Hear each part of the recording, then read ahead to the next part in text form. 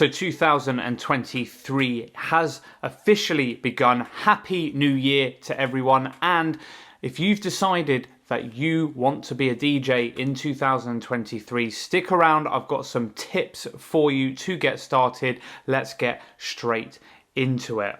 So my first bit of advice or a bit of a tip for you is all about putting you first and stop caring about what other people think. Now, this can be applied to pretty much anything that you want to do in life, whether you want to be a DJ, whether you want to be a photographer, a YouTuber, an accountant. I don't know who would want to be an accountant out of choice, but whatever floats your boat.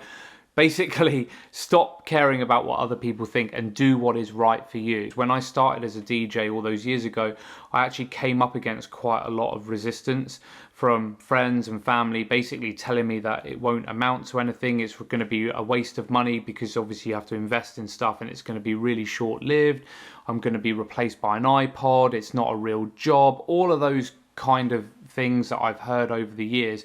And to be fair, if I listen to any of them, then I wouldn't be sat in front of this camera telling you this today, and also I wouldn't have done all of the gigs that I have managed to do over the 16 years of being a bar and nightclub DJ. Second tip for you then is do not break the bank, especially when you're starting out as a DJ. Now, there's so many tempting options out there when it comes to controllers, headphones, microphones, mixers, CDJs, all the rest of it, but you really don't need to spend loads of money, and I would advise against it when you are starting out as a DJ, because maybe you try DJing and after 3 months you decide, actually, I don't like it, and then you've just wasted a whole load of money that you could have spent on something else.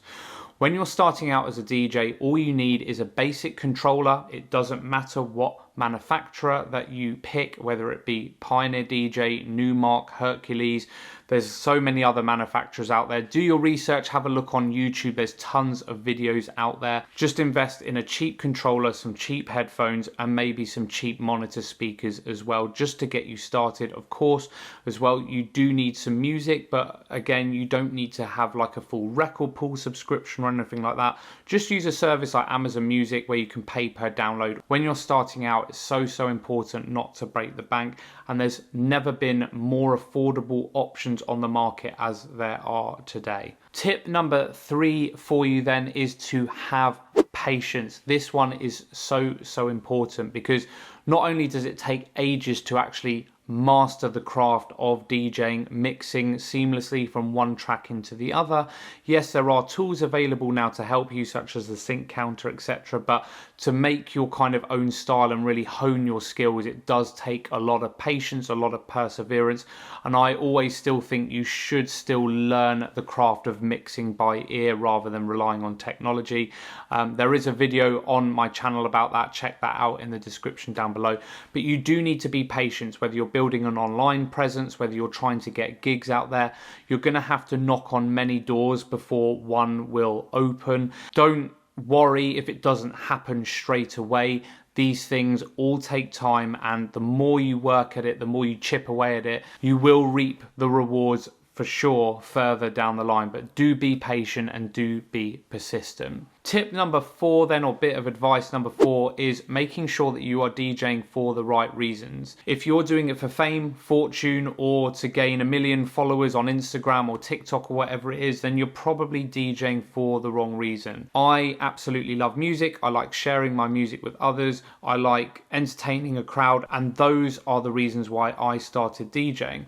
If you do want to end up headlining Creamfields or EDC or whatever it is, then that's absolutely fine to have those aspirations, but do not underestimate the graft it takes for an artist to get to that level of DJing.